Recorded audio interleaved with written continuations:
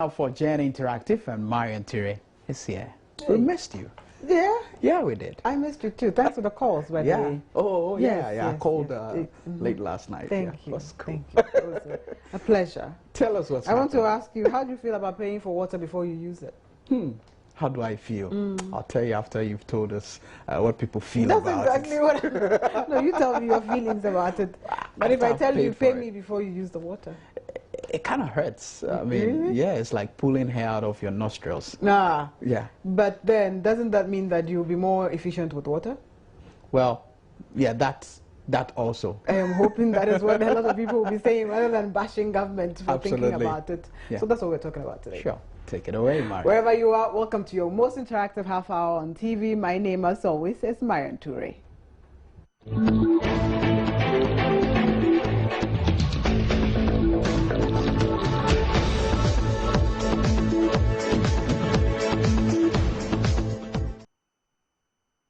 So let's do what we usually do and announce all the social media tools that you need to get in touch with the show. You'll find us on facebook.com/joynews-on-TV. Like our page, comment on all the posts we put there. Would amplify your voice and share what you are sharing with the rest of the world. We are on Twitter. We tweet at joynews-on-TV, at JN Interactive GH, and I tweet at MN Ture.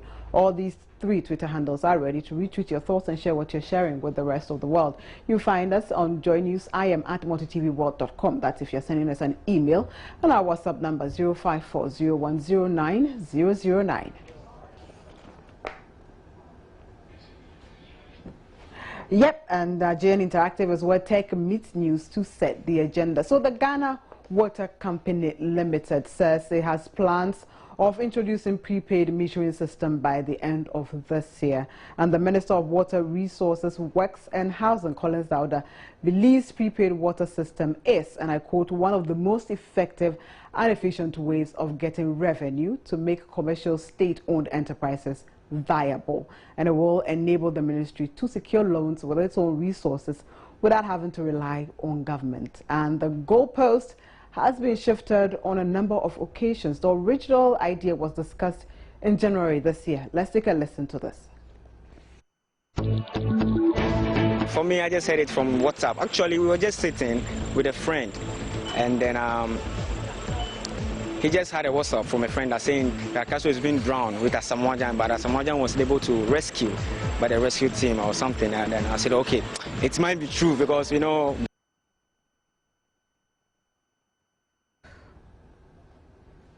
Yes, we were hoping to play a story for you, which we aired this January. Actually, that initially the idea came up to say that government actually wanted to change the way we use water in this country, and I was hoping that we'll catch up on that before we go to our resource persons who I'm hoping will be on the line right now so that we can speak to him. He is actually with ISODEC, and they have been calling for this not to actually happen. They are a civil society group which is saying that, look, if you want to be more efficient with the way you use water, check your treatments, check everything else, but don't say that you're going to give us, you know, water.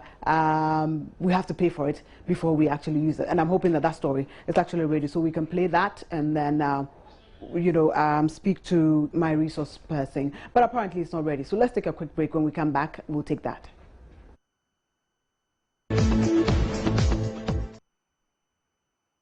Welcome back. And the Water Resources, Works and Housing Minister Collins Dauda hoped that the introduction of the prepaid metering system would actually curtail the commercial and fiscal losses incurred by the company. Meanwhile, news of the prepaid water metering system has received mixed reactions from the public.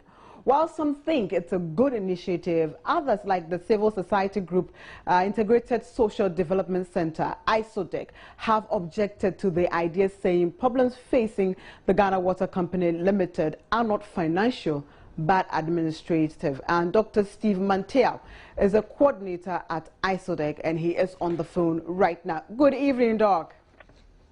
Good evening. How are you? Well, we are coping. Times are really hard. Welcome to JN Interactive. Yes. I wanted to ask you, you kicked against this when government first spoke about it in January this year. Yeah. Please give us the basis for that. Right. Thank you very much for the opportunity. The fact is, we are here talking about a major policy decision that has the potential to determine whether or not the most vulnerable in our society, the poor, the unemployed, are able to access water. Now, this whole prepaid metering idea for us is targeted at the poor. Because we know that the rich, the affluent in society, can afford to pay for the water they consume upfront, but not the poor. We do, of course, understand the imperative that is driving this whole policy initiative, which is to maximize revenue collection. But we also do appreciate that the water infrastructure that delivers water to our homes has been constructed with the taxes we pay. So somehow, invariably, we have made some contribution towards the production of water in this country. But in order that Ghana Water can remain sustainable, we actually pay tariffs to be able to keep it running. We believe that because of the importance of water, in fact, it is considered a human rights issue. The state has a responsibility to ensure that the vulnerable in our society are cushioned and given whatever support they need to be able to access water.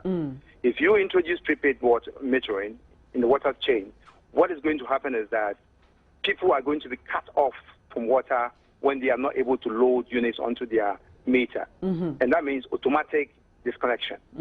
This has been outlawed in an advanced country like UK. In UK, you cannot disconnect people just because they owe water. The law courts in the UK determine that if somebody owes you money, especially in the case of water, it is in your interest as a water supplier that the person lives to be able to pay the monies they owe. Right. When you disconnect them, you are exposing them to waterborne diseases because they may resort to unwholesome sources of water supply. And when they get these diseases and die, how do you collect your money? So in the UK, prepaid metering is outlawed. And if we are looking at best international practices, I think that is the way Ghana ought to go. Right. But Dr. Mantia, all of these people you're talking about, they are unmetered, if I can call them that. And so wouldn't this be a way of actually checking and plugging the holes in the system? Because before you even want to apply the prepaid metering system, you have to go to all these areas and give them a meter so that they can plug into it with whatever credit they have bought and be able to access it. It is not entirely true that all the vulnerable groups are unmetered. Okay. That is a big challenge that we have in a society like ours. The poor do not live in an isolated location. They live amongst us. And that is why sometimes targeting them for subsidies are very difficult. They live among us. If we go to the affluent areas, you will find ramshackle structures with people living in them. Right. Now, this whole discussion we're having, I think, is very, very unfair on us as Ghanaians because, look, it is not even clear whether the Ghana Water Company and the ministry knows what they want to do. Right. Because when this whole debate started, they said they were going to do a pilot. We raised objections because of the potential impact it will have on the poor.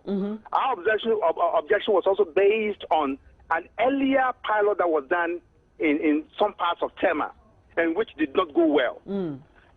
Again, we thought that if we allow the pilot to go, they could build a case to actually hit the vulnerable. And so when we raised the objection, they changed the game plan and said, okay, fine. This is the case, we're going to target gated communities. Now, who lives in gated communities? Gated communities are usually the middle class, the affluent who can afford to pay for water. Right. So if you were to do a pilot there, indeed, you'll be able to collect money. In that case, these people do not even default on water bills because they can afford to pay.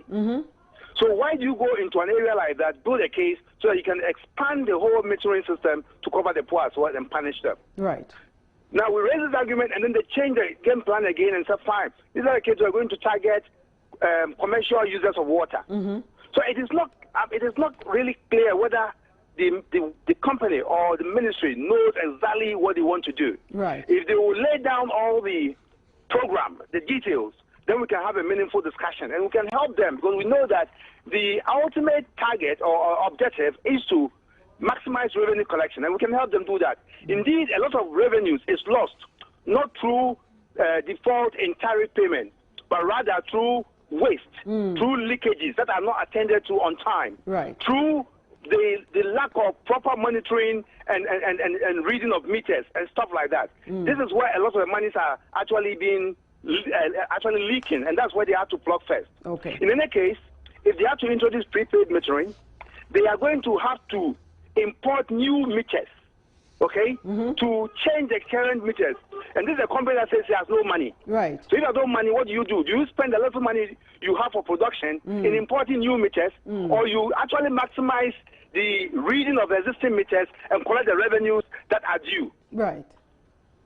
Dr. Mantia, before you go, I'd like perhaps to use this platform as an opportunity that if you had to advise the minister and the Ghana Water Company going forward on this particular initiative, what would you tell them? My good friend, they know it themselves, because, since the beginning of millennium, we at ISODEC have been campaigning against privatization, because for us, it introduces a profit motive into the provisioning of a public good. And the policy was redesigned following our initial campaign to make room for what they call management contract, where we brought Aqua Returns Run to deliver according to set targets. None of the targets were met, and we knew they were not going to be met. And I think that is where we need to address ourselves. So let's go back to the drawing board and find out why Aqua Returns Runs failed. They failed because, one, we need to make sure that every consumer of water is metered. As I speak with you now, there are not enough meters to go around all consumers. So if you have to change the existing meters, that will be too much of a cost to put on Ghana Water. So let's get the meters, everybody metered. Two, let's check waste. We need to have a hotline that when people see water gushing out, they can actually call and get it attended to immediately. A lot of times we have a situation where the telcos, in actually digging trenches for their cables, cut through pipelines. They gush out. In fact, a typical case has been in a Shama area, where I have personally reported a such incident. They tell me, I tell them, look, when that happens, get the telcos to fix the line, or you fix it and surcharge them. And they didn't do it. So there's a lot of wastage in the system that must first be addressed before thinking about metering poor consumers. Dr. Steve Mantia, Coordinator, ISODEC, thank you very much for your time this evening. Most welcome. Thank you. And so the Ghana Water system, company says that it would actually start this on a pilot basis, and that was what Dr. Mantia was talking to us about there. In our first video blog, we're actually asking you, do you really welcome such an idea? Let's take our first video blog. It's not a good idea, because now we are suffering. We are really, really suffering.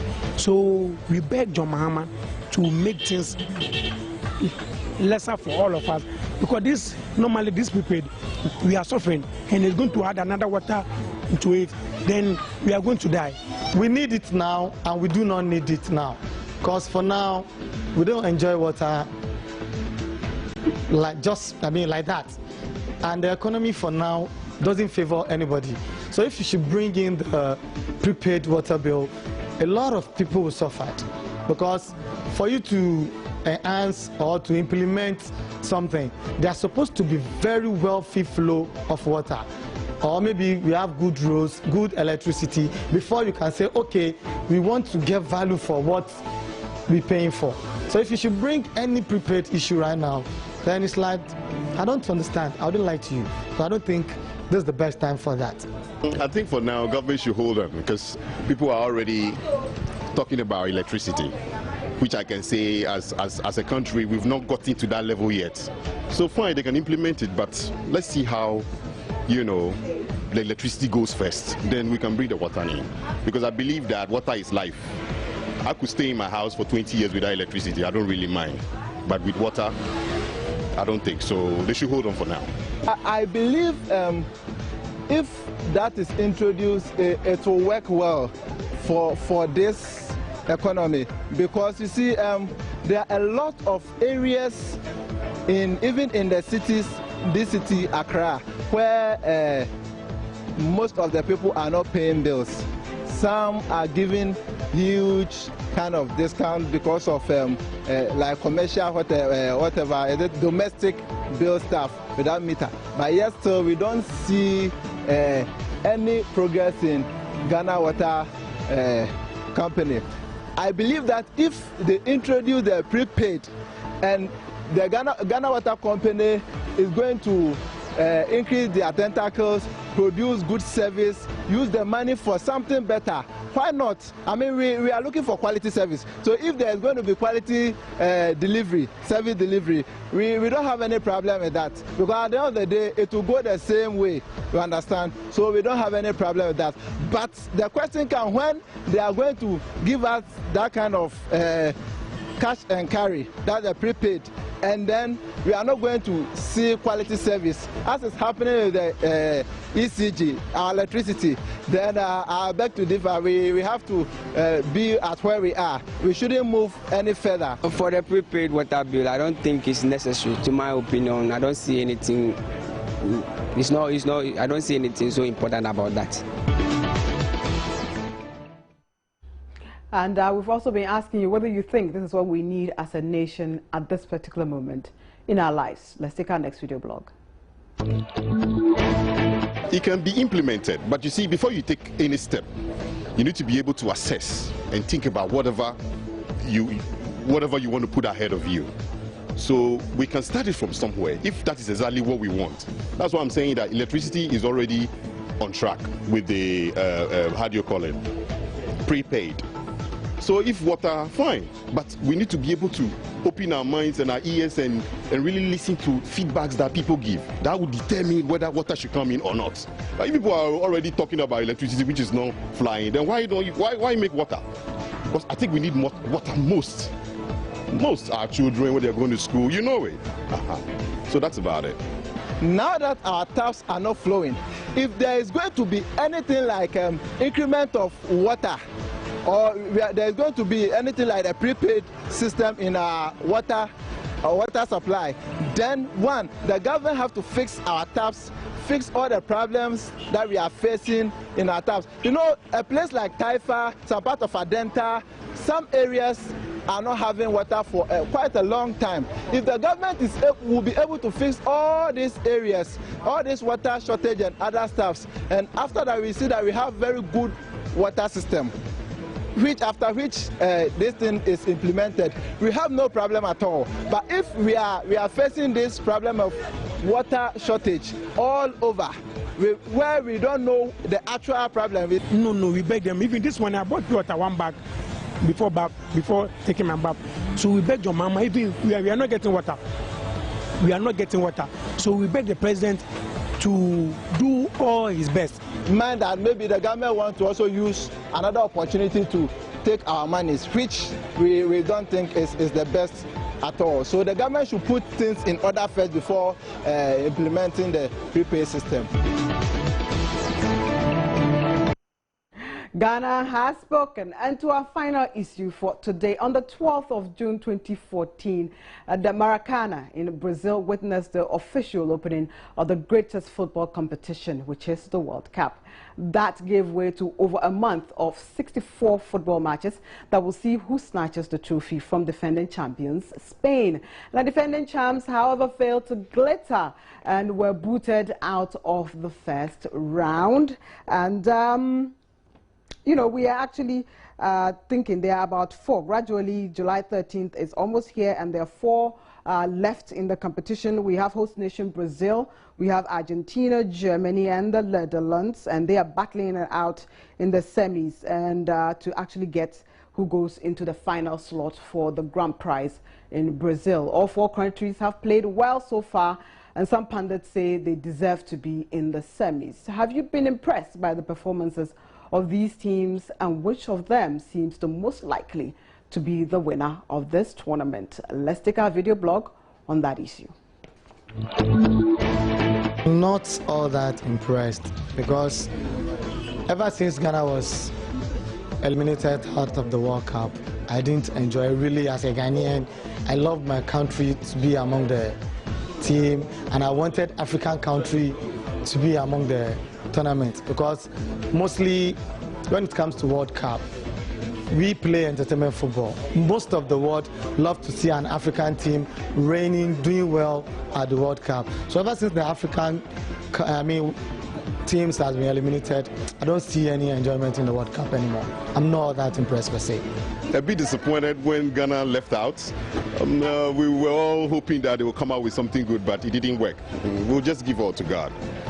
So far, I hear Germany, Netherlands, Brazil, and then Argentina.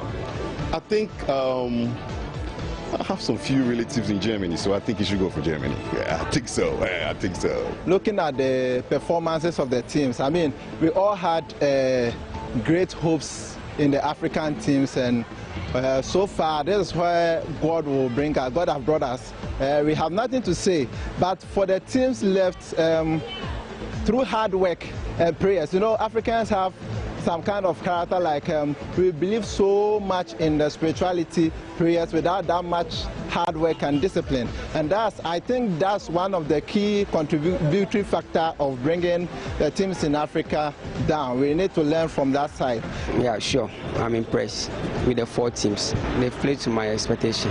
I'm very impressed with them, the 4 teams. Now, I'm very impressed with them. Yep, before we wrap up, one comment that has come in, I don't want you, I'm getting comments about you saying I don't read your comments these days. So one from Desmond says, very bad administration. How can you enjoy everything for free with your ministers and make us suffer for voting for you? And you're talking about the water issue. Never. We are now going private. Posterity will not forgive the NDC for deviating from its philosophical values. And that's where we draw the curtains on today. Princess back, we can wrap up together. Thank you very much, Marian. And certainly we can now go back to listen to Wole Soyinka as he's been honored at a book launch. But that'll be it though for now. My name is Prince Minka and she is Marian Jure. Have a good evening. Bye.